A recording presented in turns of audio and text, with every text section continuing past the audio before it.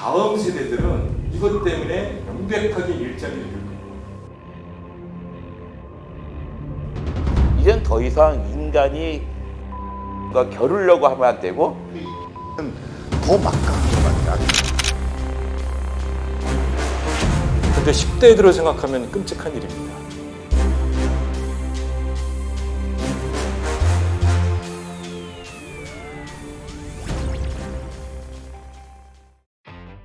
아까 한 5시쯤 와서 여기 저녁도 먹고 이렇게 한 바퀴 그 읍성 돌았거든요. 그러니까 너무 좋았던 것 같고요. 저는 고향이 스산입니다.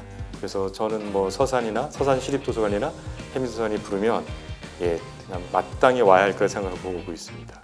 여기 올 때는 되게 딱 일정한 보통 그 그룹이 있었던 것 같거든요. 다녔을 때 뭐 공무원이었다든지 어떤 독서클럽이었다든지. 그런데 오늘은 상당히 다양한 분들이 모이신 것 같아가지고 재미있게 이야기를 해봤으면 좋겠습니다. 몇 가지 얘기를 해볼 텐데 요즘에 AI, 챗 GPT 막 이런 거 되게 많이 얘기하잖아요. 저는 챗GPT 한 달에 $20씩 내면서 쓰고 있습니다. 지금 보통 그냥 쓰려면 3.5를 쓰게 되거든요. 2021년까지밖에 데이터가 없는 거예요. 근데 4.0은 지금 데이터를 쓸 수가 있죠. 작년 6월 때 GPT라는 걸 알게 됐어요. 미국의 하버드 대학의 그 철학자들이 누가 컴퓨터 상대로 누구랑 대화를 합니다. 대화를 하고서 이 사람이 뭐라 하냐면 저 사람의 이름은 모르지만 저 사람이 철학자인 건 분명해요라고 이제 이야기를 하는 거예요. 하버드 철학과 교수가 인정을 한 거죠. 근데 알고 봤더니 그게 GPT 3.0, 그러니까 지금의 전전 버전이었던 거예요.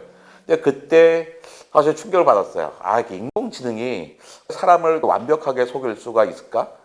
그것도 이제 철학적인 아주 깊은 이야기를 하는데, 그러니까 2015년 2월 달에 아직도 기억나는 게 그 네이처지 표지에 스스로 학습하는 인공지능이 인간 수준의 비디오 게임 수행 능력을 가졌다라는 기사가 나왔어요. 찾아봤더니 뭐냐면 벽돌 깨기였어요. 제일 좋은 원리가 뭐냐면 한쪽 구석에 구멍을 뚫어가지고 글이 넣어서 제가 막 부수게 하는 거잖아요. 8살 때 주면 1시간이면 그 전략 깨달을 거예요. 걔는 4시간이나 지나야 그 전략을 겨우 깨달았습니다. 그러니까 별게 아닌 거예요. 네이처지 표지에 실렸는데 2015년 2월 달에 이거밖에 안 돼? 그런데 그 다음에 불과 11달 후에 2016년 1월 달에 네이처 표지에 또 인공지능이 실렸는데 그게 알파고였죠.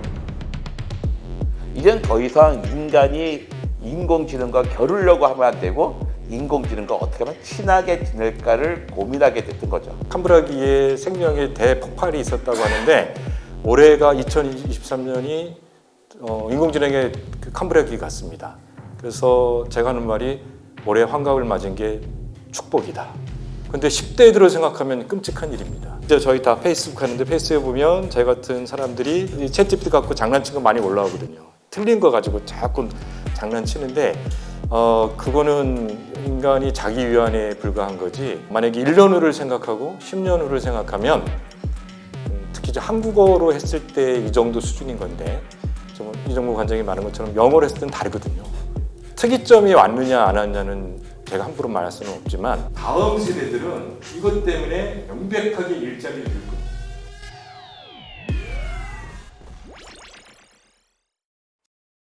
두 분이 이제 그 인공지능 특히 이제 챗 GPT라는 거 요즘에 많이 나오고 딥L이라고 하는 건 진짜 막강한 것 같아요. 구글 번역기 요즘 많이 쓰잖아요. 그리고 또 파파고도 이게 되게 막강하고 실제로 일본의 어떤 분이 한국어를 전혀 못하는데 파파고를 돌려서 우리나라 웹툰이었나요? 그거를 돌려가지고 돌렸어요. 그러니까 한국어를 모르니까 돌려서 나온 일본어겠죠? 그거를 보고 손을 본 거예요. 보아는 상을 탔어요. 번역상. 근데 그런 일이 얼마 전에 벌어졌어요. 그러면 이게 번역한다는 행위가 뭐지? 번역가가 하는 일은 뭐지? 그러면 오히려 그런 걸 잘 윤문하고 한국어를 잘하는 사람이 번역을 잘하는 건가? 이런 질문들이 던져지잖아요. 근데 이 디벨은 더 막강한 것 같아요. 정모 관장님이 그러지만 저도 이제 예전부터 번역기 같은 거 나올 때 제가 실험하던 것들이 뭐냐면 그 김서울의 진달래꽃 이런 시를 그냥 영어로 번역을 해요. 그 다음에 독일어로 번역하고 막 돌려서 다시 한국어로 번역을 하면 진달래꽃 꽃이 개나리 꽃이 돼 있거든요. 근데 딥L은 돌고 왔는데도 진달래 꽃일 뿐 아니라 굉장히 더 아름답게 고쳐놓더라고요.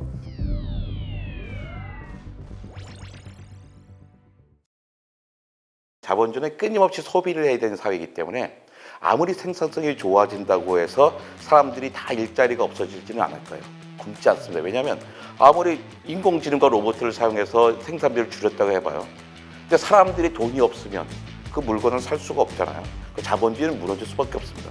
자본주의의 특징은 끊임없이 쉬지 말고 소비를 해야 되는 거예요. 그러니까 누군가에게는 그 돈들이 가야겠죠. 돈이 가는 방법은 직장이 있든지 아니면 기본소득을 주든지 뭐 이런 방식이겠죠. 그래서 어떻게든지 극복을 해나갈 겁니다. 저는 기본적으로는 근로시간을 급격하게 줄여나가면서 일자리를 나눠갈 거라고 생각해요. 그런데 그게 정착될 때까지는 한 세대가 걸릴 거예요. 그러니까 지금의 문제가 뭐냐면 두 세대 다음에 지금의 유치원생, 배에 있는 애들은 아무런 문제가 없어요. 이런 변화에도 태어났어도 그 사회에 살 겁니다. 근데 이제 그 사회에 나가야 되든지 갓 사회에 나가서 이제 적응하고 있는 사람들은 자기 안전망 없이 이걸 그대로 당해야 된다는 거죠. 이게 항상 문제거예요. 지나고 나면 산업혁명 때도 지금 산업혁명의 결과가 얼마나 훌륭했어요. 근데 그 당시에 그 초기 산업혁명 때 그 노동자의 삶은 정말 처참했거든요. 차라리 그냥 농사를 짓고 있었으면 훨씬 목가적이었을 텐데 거기에 공장 노동자로 오면서 말도 안 되는 삶을 살아야 했어요. 우리 지나고 나니까 이 결과를 우리가 누리고 있을 뿐인 거죠. 지금의 인공지능의 변화에 이 격동기에 있는 사람들은 너무나 힘들 거라는 거죠. 근데 옛날처럼 그냥 질려버리는 게 아니라 우리는 다양한 이미 민주주의라는 걸 갖고 있잖아요. 전 세계 다 민주주의라는 제도를 갖고 있으니 이 제도를 통해서 그 충격을 최소화할 수 있는 방법들을 찾아내야 된다는 거죠. 길게 보면 난 이걸 되게 낙관합니다. 그런데 짧게 보면 너무나 힘든 사람들이 있을 거다라는 거죠.